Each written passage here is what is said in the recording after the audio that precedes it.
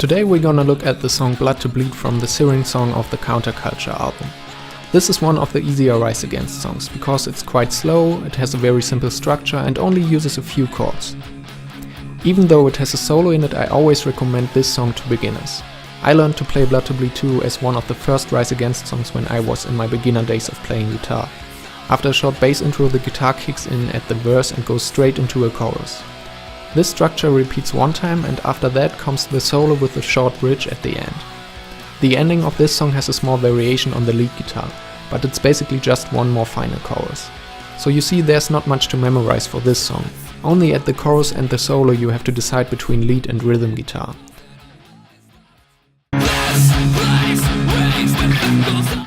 To lead into the first verse you can use a volume swell from a ringing chord. Use a volume pedal or the volume knob of your guitar pickup. For the verse you only need power chords. Change between open and palm muted strokes. The interesting thing about this part and basically the whole song is the strumming or the rhythm. Blood to Bleed is played with almost only triplets.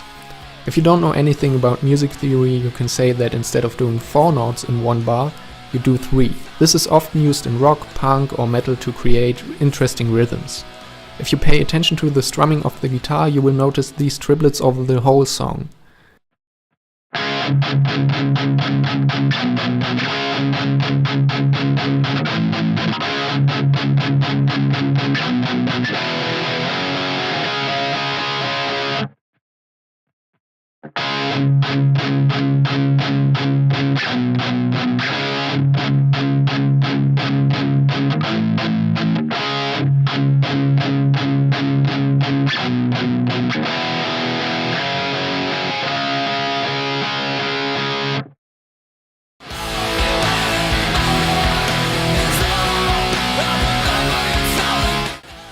From the verse you go directly into the chorus.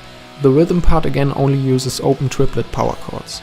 The lead part on the other side is played very slow with only a few ringing octaves.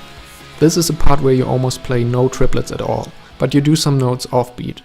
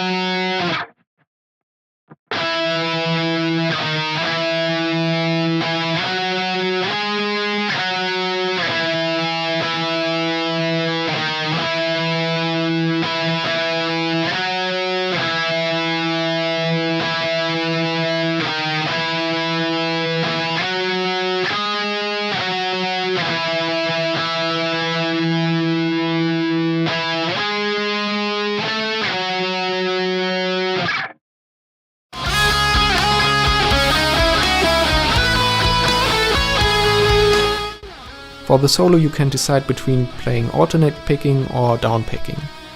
When you're more secure you can try to throw in some hammer-on and pull-offs to make it easier for you. One other technique that defines the sound of the solo are the slides. In the beginning you just do regular slides, and in the middle of the solo you play a back and forward slide on a few notes. For that you slide in one note, and instead of sliding directly to the next one you slide back to like the middle of the fretboard and then forward to the next note. Of course, you can do the solo without these kind of slides when you have problems with hitting the right fret after this kind of big slide. But if you practice it enough, it's very fun to play and defines a lot of this hypnotic sound of the solo. Beside these few things, you can master this solo even as a beginner. It's very slow paced, and if you give yourself a little bit of time, you will memorize all the parts of the solo. It might help you if you cut the solo into small licks that you can exercise separately if you have any trouble with the length of the solo.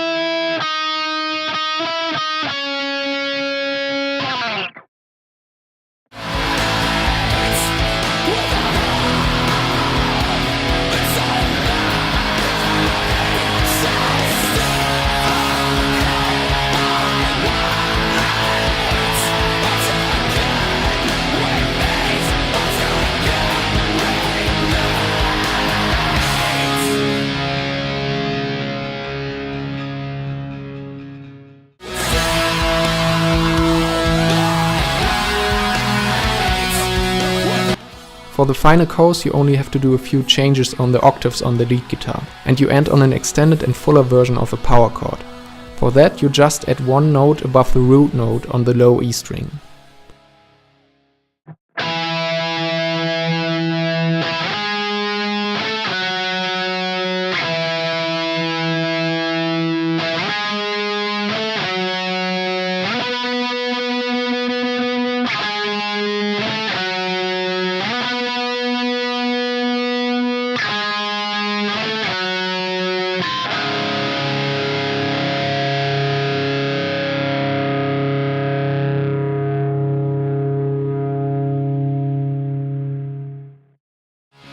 And that's basically everything you need for playing Blood to Bleed. This was by far one of the easiest lessons I've ever done, but I hope you enjoyed it anyway. For the next lesson I let you decide again what song comes up in the next video. I will do a poll on my community tab during the next days where you can vote one favorite song of a bunch I chose before. I think the songs will be Broken English, Grammaticator, Lifeless Frightening and Ready to Fall. To keep in touch with me and be notified if I post a new video or a new community posting, just hit the subscribe button and activate the notification bell. Thanks for tuning in, and I see you in the next video.